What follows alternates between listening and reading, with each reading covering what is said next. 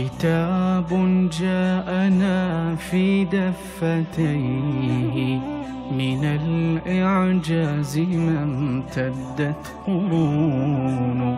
كتاب الله لا تحريف فيه فلا يطغى على العقل الجنون.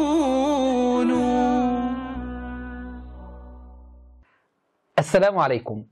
يروي شيخ الشيعة المفيد في كتابه المسائل إجماع علماء الشيعة على كفر من أنكر إمامة أحد من أئمتهم وأنكر ما أوجبه الله له من حق الطاعة، وينقل هذا الإجماع المجلسي في بحاره عن شيخ المفيد فيقول: ذكر المفيد في كتابه المسائل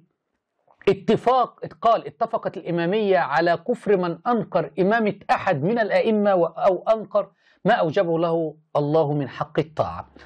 وحينما ننظر في كتاب الله تبارك وتعالى نرى أن الله تبارك وتعالى قال: ومن يكفر بالله وملائكته وكتبه ورسله واليوم الآخر فقد ضل ضلالا بعيدا.